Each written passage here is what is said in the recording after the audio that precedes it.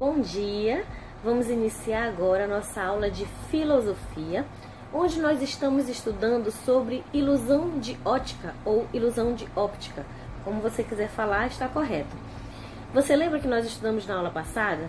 Vimos algumas imagens. Essas imagens, elas nos mostraram situações em que você acreditava estar vendo uma coisa e, na verdade, não era desse jeito, né? Então, nós vamos hoje realizar algumas atividades, vamos analisar algumas imagens para que possamos interpretá-las e identificar onde está essa ilusão de óptica, né?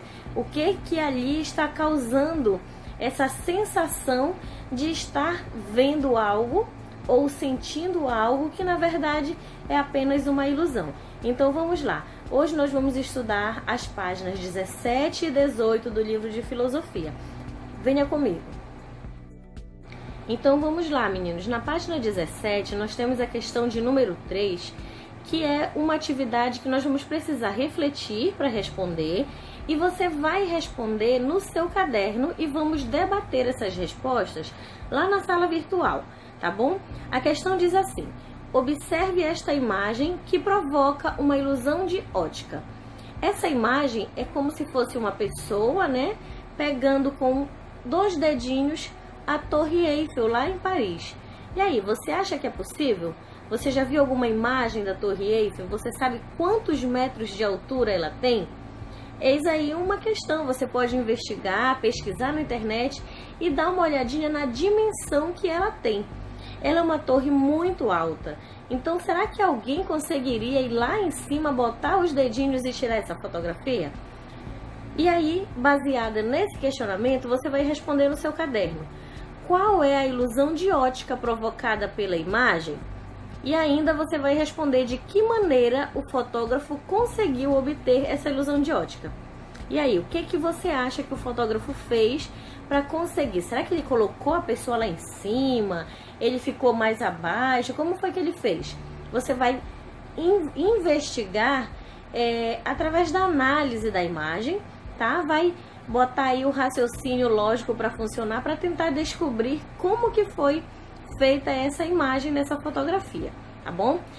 Aqui nessa página 17 nós temos logo aqui, ó, uma leitura do QR Code, porém ele ainda está em construção. Nós não vamos precisar acessá-lo porque ele ainda não está concluído, tá ok? Vamos passar agora para a seção Conectando com. Aqui nós vamos ver o seguinte: continue testando suas percepções e seu modo de interpretá-las. Para isso, observe e comente as imagens a seguir, que são reproduções de 2 autorretratos. Você sabe o que são autorretratos? Autorretratos são aqueles retratos feitos pelo próprio autor da obra, tá? Então, o primeiro, ele é do artista holandês Vincent van Gogh, que é esse rapazinho bem aqui. Tá? Esse Vincent van Gogh, ele foi um dos pintores mais famosos de sua época. Ele tem muitas obras e ele passou um período curto, né, realizando essas obras. Foi pouco mais de uma década, né, que ele passou fazendo esses trabalhos, essas pinturas, e todas elas são muito famosas. Inclusive, existem aí alguns museus que estão voltados exclusivamente para a exposição das obras de Vincent van Gogh, tá? Então, nessa imagem, Vincent van Gogh está segurando uma paleta de tinta, nessa imagem bem aqui, tá? Ele mesmo fez esse retrato dele. O segundo é do artista espanhol, esse rapazinho bem aqui, tá? Chamado Eloy Morales, com o rosto coberto de tinta. Preste atenção nos detalhes, nas semelhanças e nas diferenças entre as 2 obras. Vamos lá, analisa aqui as 2 imagens. À sua esquerda nós temos Vincent van Gogh e à sua direita nós temos Eloy Morales. Eles são autorretratos. Você vai analisar e tentar descobrir qual foi a técnica que foi usada para essa representação de autorretrato, tá bom? Para você ver detalhadamente, você acessa esse QR Code aqui e você vai ter essas duas imagens na opção de lupa para você observar cada detalhe. E aí, depois disso, você vai aqui para as questões solicitadas. Questão número 1, você vai responder aí no seu caderno as seguintes perguntas em relação a cada imagem. O artista produziu o autorretrato por meio de pintura ou de fotografia? O que você acha? Você acha que uma foi pintura? Você acha que outra foi fotografia? Qual foi pintura? Qual foi fotografia? Ou será que tudo foi pintura? Ou será que tudo foi fotografia? Você vai dar a sua opinião respondendo no seu caderno. Nesse momento, para o vídeo, responde a questão para depois nós continuarmos o vídeo para a gente saber o como que foi feita realmente essa pintura, essa atividade aí, ok? Então vamos lá, para o vídeo, responde a questão no caderno e aí você volta aqui comigo de novo. Bom, agora que você já realizou a atividade da questão de número 1, vamos passar para a página 18, onde vai ter uma informação bem interessante. Olha que interessante que é. Os dois autorretratos que você viu na página anterior, eles foram produzidos por meio da pintura. E aí, quem foi que acertou? Todo mundo achou que era pintura ou você achou que era fotografia? Em sua obra, Van Gogh ele empregou um estilo próprio que, com base em cores e pinceladas fortes, ele procurava expressar suas emoções.